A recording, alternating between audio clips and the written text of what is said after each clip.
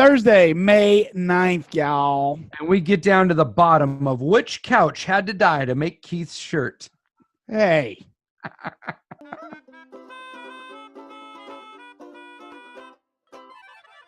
Welcome to the Woe Show. This is the show that is woe. I can't see. I can't see there. Let me. Oh, there we are. There we are. I felt like I was Geordie LaForge on Star Trek Generations there for a second. Hey, that would work. Today's Thursday. We're talking about adventures. Hey. Ooh. A for adventure, I guess. Now, you mentioned Star Trek. We did a big episode on Saturday about Star Wars. Are you a Star Trek fan too? Dude, yes. I don't. It seems like you're either one or the other. Most people are either like hardcore one or hardcore the other, but you like both of them. I feel like it's time in the world, Taylor, where Star Trek fans and Star Wars fans come together. Yeah. And realize that space is big enough for the both of us. Look, here's the deal. I do love, I really do. I like Star Trek and I like Star Wars, but for different reasons, Yeah.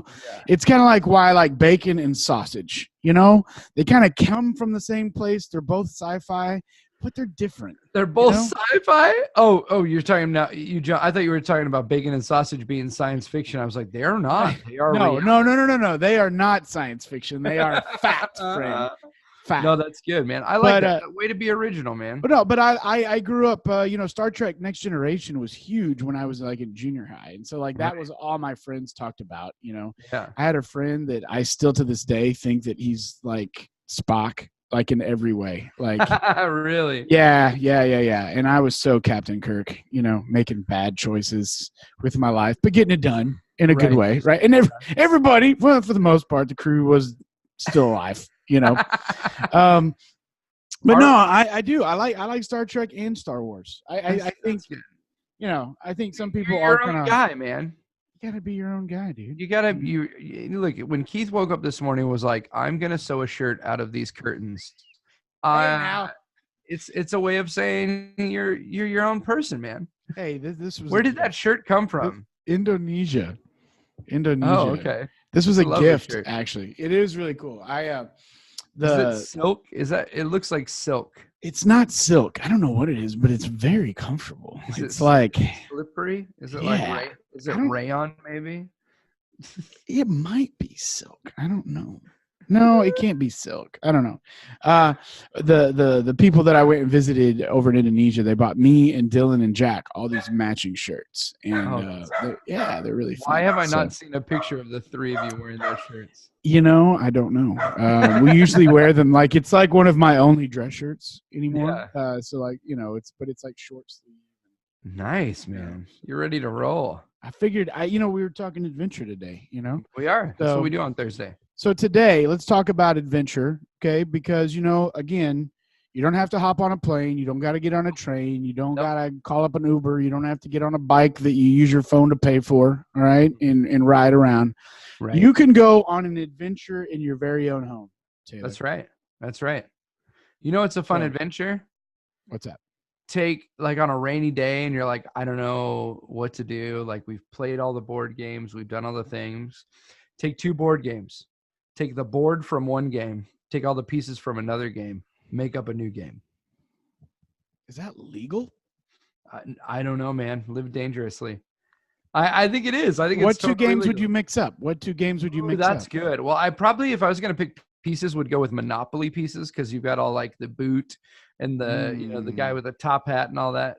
You got like a lot of stuff to work with. The old timey car. Mm-hmm.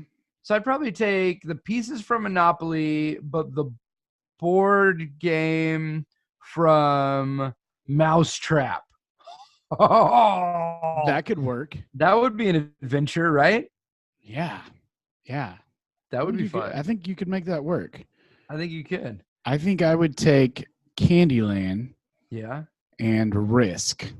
But I would take the board from Candyland. Okay. And then I would take the pieces and play Risk. So like we try to take over the different Candyland.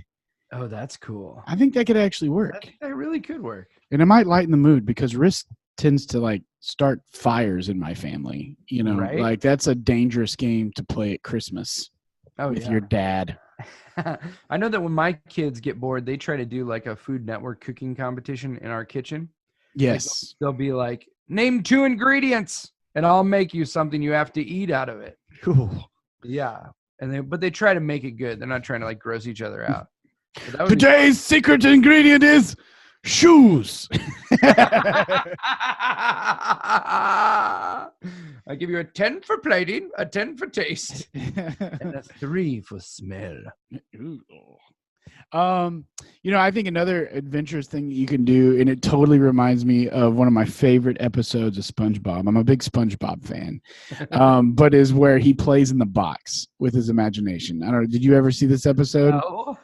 Dude, he gets like, was it Squidward orders this big TV or something like that, and they throw away this huge box, and him and Patrick go in this thing and like just use their imagination, and like they're on a rocket ship or they're on a pirate ship or whatever.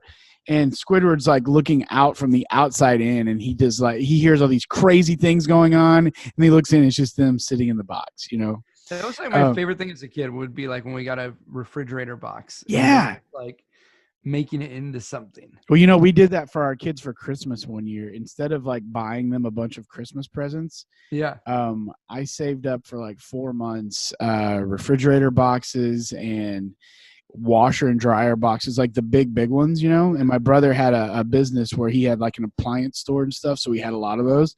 And so you know, our house before we sold the RV, we had this house that was a just huge great room with really high ceilings.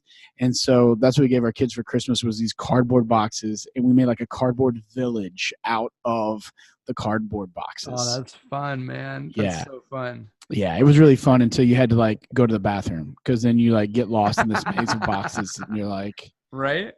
Where's the bathroom? I can't find my way out. Our kids, like last week, and they're getting older now, but like last week, our kids in the front yard made a massive fortress. Like, you know, you make a fort like over, you like cover up the dining room table with sheets. I did that in the whole front yard. It was massive. That's fun. Yeah, it was the fortresses fun. Are always fun, man. Right? I remember me and a buddy of mine, we used to dig holes in his backyard. Yeah. Because my mom and dad wouldn't let me dig holes in my backyard. So I went to my buddy's house and we dug holes. We dug this hole that was so deep. We wanted to pretend like it was kind of like a moat, you know, to our thing. But his grandmother, we'd been working on this thing for weeks. And this hole was so deep that they were afraid that the building was going to start like going like it was that bad, and they would affect the foundation. They told us that we couldn't dig any more holes, and we're like, but man, that's some serious holes, man. When the foundation of a house is like, you can't go that deep, kid. Right? Yeah, too far. You've gone too your far. imagination is too big. It's really hot down here in this bottom of this hole. I think we've hit magma. Hey, tell us what your favorite indoors, insides activities are. What do you like to do on rainy days, on snow days, on days when you can't be outside, or maybe you just can't go anywhere for whatever reason? Or sometimes even in California, it's just too hot to go outside. Yes, you know, I know. Here in Oklahoma, it's very soon. It's going to be 115 degrees outside. Man, no, thank you. So, what are you going to do on those days? Let us know. Comment below, and we would love to hear what you like to do on those days when you can't get out of the house. Okay, so guys, thanks for watching. As always, make sure to like, subscribe, comment, leave us a voicemail, shoot us a text. We're around. We'd love to hear from you, and we will see you tomorrow. See you tomorrow, guys. Bye.